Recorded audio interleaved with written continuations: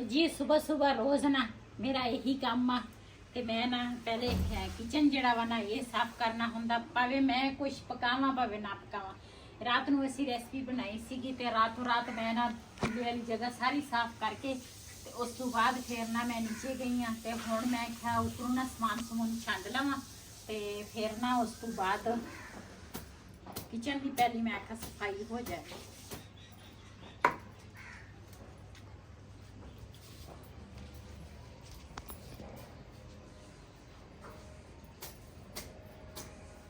hello अक्सर